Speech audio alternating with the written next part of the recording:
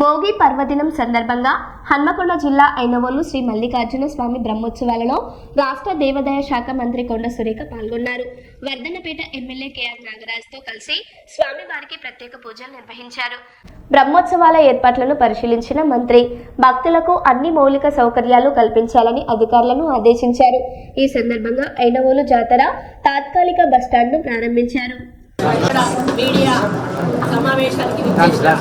Media సోదరులందరికీ కూడా నా యొక్క హృదయపూర్వక నమస్కారాలు, నూతన సంవత్సర శుభాకాంక్షలు, సంక్రాంతి మరియు భోగి కర్మ శుభాకాంక్షలు తెలియజేస్తూ మరి ఈరోజు ఐనవోలు జాతరకు మరి వారి ఆహ్వానం మేరకు రావడం జరిగింది. మరి ఐనవోలు అనేది హన్మకొండ మండలంలో మరి వేసినటువంటి మల్లికార్జున స్వామి ఆలయం ఇది.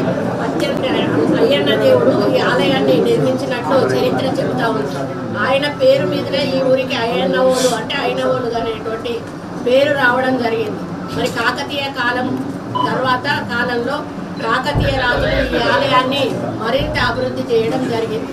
వరంగల్ కోటలో మనం చూసే ప్రసిద్ధిగాంచిన కీర్తి తోరణం ఏదైతే ఉందో అది మొట్టమొదట ఈ ఐనవోలులోనే కన్స్ట్రక్షన్ చేయడం జరిగింది. కుండల్లో వండినటువంటి బోనం స్వామివారికి నైవేద్యంగా, అదేవిధంగా శివసత్తుల పూనకాలు కూడా జాతర సమయంలో డప్పు చప్పుళ్ళు, ఒగ్గు కథలు, శివసత్తుల పూనకాలు ఈ ఆలయ పరిసరాల్లో మనం చూస్తూ ఉన్నాము. ఏ విధంగా వస్తూ ఉంటే మారం రోగుతూ ఉన్నాయో మరి అదంతా కూడా మనం చూస్తూ ఉన్నాం.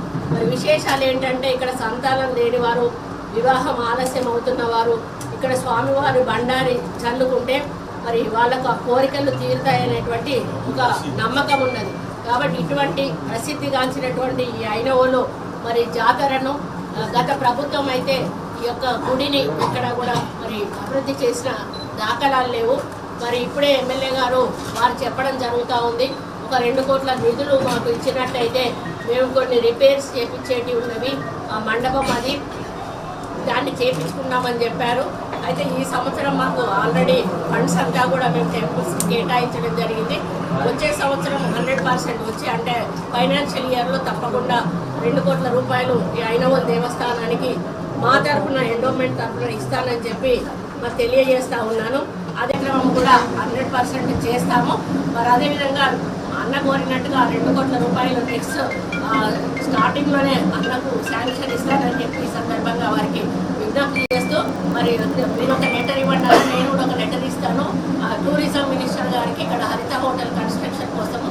అదేవిధంగా మేము ఏంటంటే ముఖ్యమంత్రి గారు ఇంకొకటి కూడా ఏం చెప్పారంటే టెంపుల్ పెరిఫెరల్ ఏరియాలో ఎంతవరకు వీలుంటే అంతవరకు భూములను ఎక్వైర్ చేయండి రైతుల మద్దతుతో అని చెప్పారు. ఎందుకంటే రాబోయే రోజుల్లో మళ్ళీ మనం కావాలంటే మనకు ల్యాండ్ దొరకదు.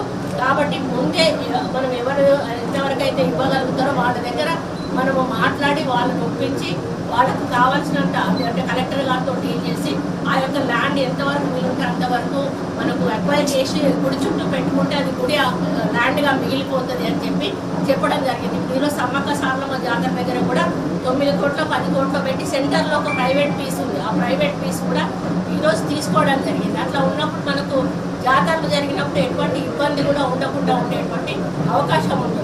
కాబట్టి ఏదో జాతర అప్పుడు వచ్చేసి చూసేసి వెళ్ళిపోయి మళ్ళీ జాతరకు చేసేటువంటి కార్యక్రమం కాకుండా ఎప్పుడు కూడా పర్మనెంట్గా ఉండాలి అనేటువంటి ఆలోచనతోటే మన ముఖ్యమంత్రి గారు వారు దృష్టి సారిస్తూ ఉన్నారు.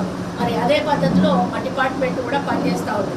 ముఖ్యంగా మరి ఇక్కడ 200 మిల్లీగ్రాములు ఉంది, సిల్వర్ వచ్చి 200 కిలోల 500 గ్రాములు ఉంది. అయితే మేము ప్రతి గుళ్ళో ఉన్నటువంటి గోల్డ్ కానీ వెండి కానీ వాళ్ళందరూ కూడా లాకర్లలో డిపాజిట్ చేసి పెట్టారు. అప్పటి నుంచి కూడా వాళ్ళు యూజ్ చేయలేదు. మేమేమంటే దేవుడి సొమ్ము దేవుడికి పెట్టాలి కాబట్టి అక్కడక్కడ ఉన్నటువంటి వెండి కానీ బంగారం కానీ చూసి వాళ్ళ క్యాష్ డిపాజిట్స్ ఏమన్నా ఉన్నా కూడా అవి కూడా మనం గోల్డ్ రూపంలో తీసుకొని స్వామివార్లకు కానీ అమ్మవార్లకు కానీ ఏమేమి అవసరం ఉంటాయో అవి చేయిస్తే వాళ్ళ డబ్బులు వాళ్ళకు ఒక శోభాయమానంగా మనం ఊరేగించేటప్పుడు ఈరోజు ఊడేందు ఉంది మనకి ఏది రథము, అలా కాకుండా దానికి వెండి తాపడం పెట్టామనుకోండి దాని అందం వేరు ఉంటుంది. అదేవిధంగా మేము ఈరోజు కొమరవెల్లి మల్లన్నకు గతంలో కిరీటం చేయించారు. ఇప్పుడు మేము అమ్మవార్లిద్దరికీ కూడా కిరీటానికి ఆర్డర్ ఇవ్వడం జరిగింది, గోల్డ్ కిరీటం. ఈ విధంగా మరి ఇక్కడ దేవుడు వచ్చినటువంటి భక్తులు ఇచ్చినటువంటి బంగారం కానీ వెండి కానీ దేవుడికే ఉపయోగించాలనేటువంటి పద్ధతిలో మేము ముందుకు పోతా ఉన్నాం. కాబట్టి రాబోయే రోజుల్లో టెంపుల్స్ అనేటివి ఒక మంచి ఆలోచనతోటి భక్తులకు అనుకూలంగా సౌకర్యంగా ఉండే విధంగా తెలంగాణ పేరు అంటే ఒక మనం ఏదంటే పోవాలంటే ఆంధ్రప్రదేశ్ ఇప్పుడు రేపు పుష్కరాలు వస్తున్నాయి, గోదావరి వస్తున్నాయి, కృష్ణ వస్తున్నాయి. గోదావరి పుష్కరాలు అనగానే రాజమండ్రి అని చెప్పేసి పరిగెత్తారు. మరి గోదావరి మన దగ్గర చాలా చోట్ల వారుతుంది. కానీ ముఖ్యమంత్రి గారు ఏం ఆదేశించారు, ఎక్కడెక్కడైతే మనము ఘాట్లు నిర్మాణం చేయగలుగుతామో అక్కడక్కడ ఘాట్లు నిర్మాణం చేస్తూ గోదావరి వెంట ఉన్న ప్రతి గుడిని కూడా అభివృద్ధి చేయమని చెప్పి వారు ఆదేశాలు ఇచ్చారు. దాని మీద మేము ఎక్సర్సైజ్ చేస్తాం. నెక్స్ట్ వచ్చేటి కృష్ణా పుష్కరాలు.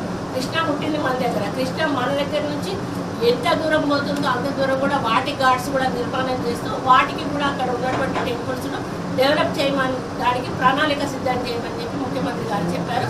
ఒక సబ్ కమిటీ వేయబోతా ఉన్నాం. సబ్ కమిటీ ద్వారా ఇవన్నీ కూడా మేము శ్రీధర్ బాబు గారి నాయకత్వంలో ముఖ్యమంత్రి గారు చెప్పారు. ఆ సబ్ కమిటీ ద్వారా ఇవన్నీ కూడా సమస్యలను మరి పరిష్కరించే దిశగా ఏ విధంగా ముందుకు పోవాలనేది మరి ముఖ్యమంత్రితో ఫైనల్గా చర్చించి అన్ని నిర్ణయాలు కూడా తీసుకుంటారు. మొన్న జరిగిన సరస్వతి పుష్కరాలు కూడా మీరు చూసుంటారు. మొదట్లో ఎక్కడైతే సరస్వతి పుష్కరాలు జరుగుతాయి అక్కడి వాళ్ళు కూడా ఇక్కడికి వచ్చి దర్శనం చేసుకొని మా దగ్గర కంటే కూడా మీ దగ్గరే బాగా అరేంజ్మెంట్స్ ఉన్నాయి. టూరిజం మినిస్టర్ గారితో మాట్లాడి ఇక్కడ 3 ఎకరాల స్థలము దేవుడికి గుడికి సంబంధించిన స్థలం ఉందని చెప్పారు. అది కూడా వారితో చెప్పి అది కూడా శాంక్షన్ చేపించి నిర్మాణం చేపించే కార్యక్రమం చేస్తాము. మరి అదేవిధంగా ఎందుకంటే ముఖ్యమంత్రి గారు ముఖ్యంగా ఆలయాల అభివృద్ధి బాసరం నుంచి భద్రాచలం వరకు కూడా ఒక సర్క్యూట్ లాగా చేసి అన్ని గుడులను కూడా డెవలప్ చేయాలన్నదే వారి యొక్క ముఖ్య ఉద్దేశము. ఈరోజు మీరు చూస్తూ ఉన్నారు సమ్మక్క సారలమ్మ జాతరను ఒక ప్రతిష్టాత్మకంగా తీసుకొని ఒక గిరిజన బిడ్డలు 800 సంవత్సరాల నుంచి చేస్తున్న జాతరను ఎవ్వరూ కూడా ఇంతవరకు అభివృద్ధి చేయాలన్న ఆలోచన లేకపోతే మన ముఖ్యమంత్రి గారు ఈరోజు 200-300 కోట్ల రూపాయలు పెట్టి దాన్ని పర్మనెంట్ ఇన్కమ్ టూరిజం పెరగాలి. ముందు టూరిజం పెరిగితే మనకి ఇన్కమ్ పెరుగుతుంది. కాబట్టి టెంపుల్ టూరిజము, ఈకో టూరిజం ఈ మూడింటిని కూడా మేము ఒక్కసారి మీద నిలబెట్టి మరి ఆకర్షిస్తే మనం ఎవరైతే పర్యాటకులను ఆకర్షిస్తే మనకు రెవెన్యూ పెరిగే అవకాశం ఉంటుంది. తెలంగాణ కూడా మనకు ఒక గుర్తింపు వచ్చేటువంటి అవకాశం ఉంటుంది. కాబట్టి ఆ దిశగా మేము ముందుకు పోతామని తెలియజేస్తూ ఈరోజు ఐనవోలు మల్లన్న మరి ఆశీర్వచనం తీసుకున్నట్టు అవకాశం కల్పించిన నాగరాజన్న చైర్మన్ గారికి, ఈఓ గారికి, ఇక్కడ ఉన్న ప్రతినిధులందరికీ కూడా పేరు పేరున ధన్యవాదాలు తెలియజేస్తాం.